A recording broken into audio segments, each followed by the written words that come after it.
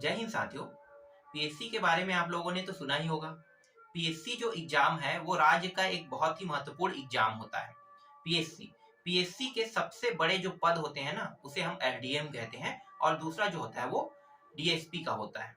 तो एसडीएम और DSP rank के जो अधिकारी बनते हैं वो पीएससी के एग्जाम दिला के ही बना जा सकता है।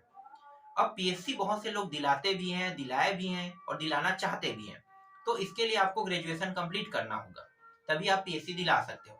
लेकिन सबसे इफेक्टिव बात यह है कि जब आप लोग तैयारी करते हो ना, तो तैयारी में गलती कहाँ करते हो मैं आपको बताता हूँ। आप जैसे ही 12th पास कर लो, ठीक है, जैसे ही आप 12th पास करोगे उसके बाद ही आपको तैयारी में लग जाना है। आपको ये कॉलेज वाला जो चक्कर है ना, कॉलेज के चक्कर में नहीं पड़ना है, ठीक है। इसमें आपको जाना ही नहीं कॉलेज में। अगर आप एक बार कॉलेज में घुस गए तो आपका 3 साल यहाँ पे बर्बाद, और फिर 3 साल बर्बाद करने के बाद फिर 3 साल आप इसको तैयारी करोगे। तो मान लो 18 साल में आपने 12th पास किया और 3 साल कॉलेज कर लिए, 21 साल हो गए, 21 और 3 कितना हो, 24 साल। 24 साल होने के बाद तो घर से गाली मिलने लगता है कि कुछ कमाओ कुछ कमाओ। तो इससे अच्छा ऑप्शन है अगर पीएससी एग्जाम दिलाना। पैसे वाला तो कोई बड़ी बात नहीं है, पैसे वाले लोग तो 29 साल के होते तक, 33, 34, 35 साल तक के होते तक पढ़ाई करते हैं और अंत में कहीं ना कहीं से वो लोग लग जाते हैं। लेकिन जिनके पास पैसे की प्रॉब्लम है, ठीक है, उनको क्या करना है भाई, पहले से डिसाइड कर लो कि अगर आपको पीएससी में जाना है तो आप 12th जैसे ही पास करते हो कोचिंग सेंटर ज्वाइन कर लो, कॉलेज ऑटोमेटिकली आपका निकल जाएगा। एक सिंपल सब्जेक्ट लेना और पढ़ाई करना। ये मैं हर बार बोलता हूँ, ये यूपीएससी वाले लोग भी ऐसे करते हैं। 21 साल में कैसे बन जाते होंगे आईएएस अधिकारी यूपीएससी वाले, ठीक है। यूपीएससी जानते हो ना आप लोग, ये भारत देश का सबसे बड़ा एग्जाम है UPSC, union public service commission. इससे आईएएस रैंक के जो अधिकारी बनते हैं ना, यूपीएससी से बनते हैं। जो आईपीएस अधिकारी है इसी से बनते हैं। तो जो भी 21 साल या 22 साल में अधिकारी बनता है ना, वो अधिकारी 12वीं के बाद डायरेक्ट 3 साल का कॉलेज नहीं करता है, वो डायरेक्ट तैयारी में लग जाता है। किसका, यूपीएससी की कोचिंग में रहता है। वो 3 साल से ना ऑफलाइन कोचिंग ज्वाइन किया है, पढ़ते रहता है लंबे टाइम तक। 3 साल तक के इसको पढ़ने से क्या हो जाता है, एक्सपीरियंस आ जाता है। प्रश्न कैसा पूछा जाता है, उसको निकालना कैसे है, प्रीलिम्स कैसे आता है, मेंस कैसे आते हैं, ठीक है, सब चीज के बारे में जानकारी मिल जाता है। क्योंकि बेस जो है ना वो आपको 1.5 साल, कम से कम 1.5 मान लो, मतलब वही 18 महीने पढ़ने के बाद आपको बेस के बारे में पता चलेगा। क्योंकि 18 महीने तक तो आपके दिमाग में कुछ भी घुसेगा नहीं, 18 महीने के बाद सब चीज आपके दिमाग में घुसेगा। क्योंकि लंबा टाइम लगता है दिमाग को उस चीज को अचीव करने के लिए। इसलिए ये 1.5 साल तक के तो आपका समय पूरा वेस्ट जाएगा, और 1.5 साल के बाद जो तैयारी होगा वही आपका क्या होगा, ओरिजिनल तैयारी होगा। तो जब भी आप पीएससी दिलाना चाहोगे तो आप इस पैटर्न को जरूर ध्यान देना। चाहे आप यूपीएससी की तैयारी करो चाहे पीएससी की तैयारी करो, कॉलेज के बाद करते हो तो आप बोल जाओ कि आपकी नौकरी बहुत कम चांस है लगने का, बहुत कम चांस है। क्योंकि कॉलेज की लाइफ अगर आप एक बार जी लेते हो तो 3 साल आपका यहाँ पे वेस्ट, 3 साल फिर यहाँ पे वेस्ट करोगे। फिर कंपटीशन जैसे जैसे उम्र बढ़ने लगता है, दिमाग की जो सोचने और समझने की क्षमता है ना, वो हालांकि बड़ा रहता है लेकिन रटने की क्षमता कमजोर हो जाता है। इसलिए पीएससी में जब भी जाना चाहोगे तो ये बात जरूर ध्यान रखना कि आप जैसे ही 12th पास करते हो तैयारी अभी से शुरू कर देना है। क्योंकि 3 साल बाद ही आप नौकरी पाओगे, इससे पहले नहीं पा सकते। 3 साल लगेगा ही लगे। आप 1 साल हो गया आप कोचिंग गए और कहते हो कि इसी साल में सिलेक्शन पा जाऊंगा, पॉसिबल ही नहीं है। आज तक कोई भी नहीं पाया ऐसा, कोई भी नहीं। क्योंकि 1.5 साल तक तो बेस बनता है। चलो प्रीलिम्स निकाल लिया मान लेते हैं, ठीक है, 6 महीने की तैयारी से प्रीलिम्स निकाली, तो 6 महीने की तैयारी के बाद आप मेंस कैसे निकालोगे? मेंस निकालोगे तो इंटरव्यू में क्या बोलोगे? 2 अभी आधार और बचा हुआ है, उन 2 आधारों को कैसे निकालोगे? उन 2 आधारों को भी निकालना है। ये 15 महीने का जो तैयारी होता है ना, 15 बोल रहा हूँ, 18 महीने का, ठीक है, जो 1.5 साल का तैयारी होता है उसमें प्रीलिम्स निकाल लेते हैं लोग, लेकिन मेंस नहीं निकाल पाते हैं।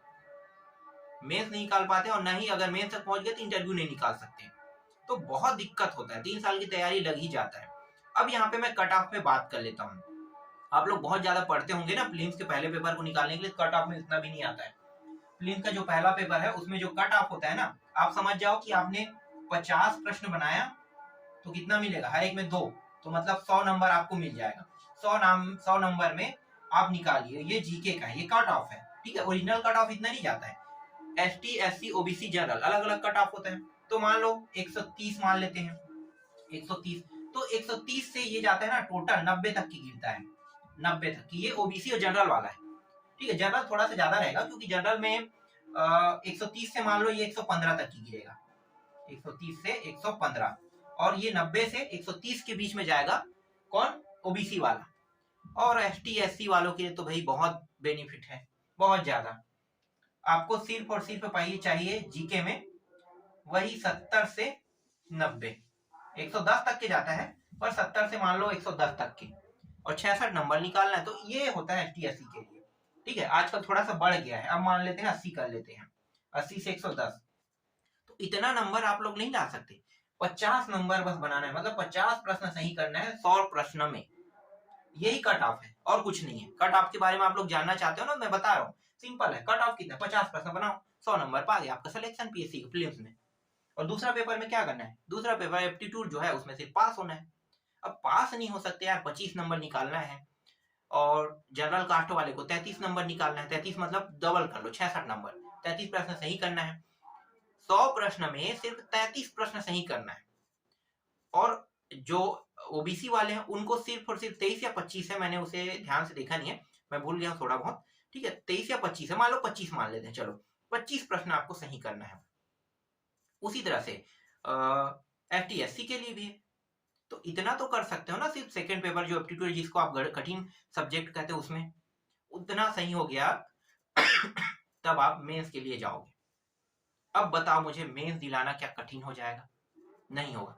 लेकिन अगर आप इन चीजों को ध्यान में रखते हो, जो मैं अभी आपको बता रहा हूँ ये 12th वाला ना, तो मैं गारंटी देता हूँ बहुत आसानी से आप जो नौकरी भी सोचते हो ना, चलो कोई भी नौकरी लग जाए कहते हो ना, तो ये आपका फिक्स हो जाएगा, ठीक है। इससे फिक्स हो जाएगा, 100% फिक्स हो जाएगा। क्योंकि कॉलेज पढ़ने वाले पहले से तैयारी में लग जाते हैं कि हमें कोचिंग करना है। जैसे फर्स्ट ईयर में जाते हैं, कोचिंग की तैयारी चालू कर देते हैं, 3 साल में हमें पूरा क्लियर करना है, वो लोग पूरा डाटा क्लियर कर लेते हैं। फिर व्यापम का पद निकलता है, रेलवे का निकलता है, बैंक का निकलता है, आसानी से क्रैक हो जाता है। एसएससी का निकलता है, 2-3 साल में आसानी से क्रैक हो जाता है। जिसमें 1/1 एग्जाम होता है ना, वो आसानी से निकल जाता है। लेकिन थोड़ा सा टफ जैसे है, मान लो पीएससी में जाना चाहते हो, ठीक है, तो वो थोड़ा सा समय लगता है, 3 साल लग ही जाता है, तब तक कि आपका कॉलेज भी कंप्लीट हो जाएगा। और पीएससी में जो चीज आपको पढ़ाया जाता है उससे बहुत आसानी से कॉलेज क्लियर हो जाता है। पूरा टॉपिक कॉलेज का जो है ना, वो पीएससी के जो प्रीलिम्स की तैयारी करते हो, मेंस की तैयारी करते हो, उसमें पूरा क्लियर हो जाता है। तो आप आसानी से ऐसी कॉलेज निकालो। बस साइंस लेके नहीं पढ़ना है। तुम लोग ये सोच रहे होंगे कि मुझे साइंस लेके पढ़ना है और उसके बाद मुझे पीएससी देना है, तो फिर आप भूल जाओ। साइंस लोगे तो साइंस के चक्कर में खत्म हो जाओगे। साइंस के लिए आपको पढ़ना ज्यादा पड़ेगा। और दूसरी बात यह है कि आप कभी भी पीएससी दिला नहीं पाओगे, क्योंकि पढ़ोगे तो 3 साल ऐसे ही चला जाएगा, फिर 2 साल और जाओगे एमएससी करने। हाँ, अलग बात है आप गुरुजी बनना चाहते हो, शिक्षा विभाग में जाना चाहते हो, प्रोफेसर बनना चाहते हो, प्रोफेसर के लिए आपको पढ़ना पड़ेगा, ठीक है। प्रोफेसर के लिए आप इस हिसाब से पढ़ सकते हो।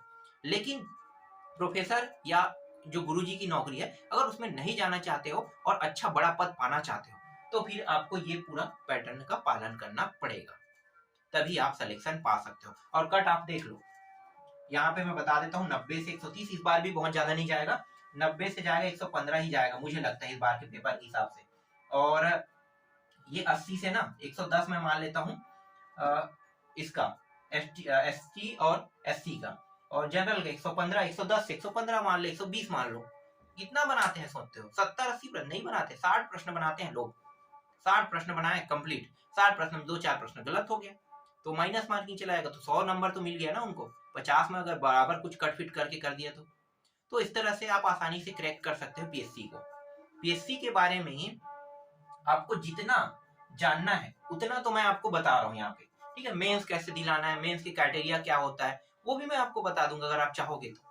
लेकिन आप समझ जाओ कि पीएससी अगर आपको दिलाना है तो 12th के बाद ही कोचिंग सेंटर ज्वाइन करना है, घर बैठ के कभी भी आप नहीं निकाल सकते, ये मेरा मानना है, ठीक है। ये मैं रियल फैक्ट बोल रहा हूँ। क्यों? आप हो सकते हो कि आप ऑनलाइन कोचिंग कहीं से ज्वाइन किए होंगे कुछ पैसा देके, आप पढ़ के देखो, आधा घंटा के बाद या 10 मिनट के बाद आपको बोर लगने लगेगा, क्या पढ़ा रहा है समझ नहीं आ रहा, मूड खराब हो रहा है। जबकि कोचिंग सेंटर में जब बैठे रहोगे ना, तो कुछ भी पढ़ाए बोर लगे तो भी आपको सुनना ही पड़ेगा ना। मन उसके बाद कहेगा कि पैसा तो दिया हूँ, पढ़ना पड़ेगा, घर वाले की स्थिति खराब है, हालत खराब है, पढ़ना पड़ेगा, तो आप इस आधार पे तो पढ़ोगे ही पढ़ोगे।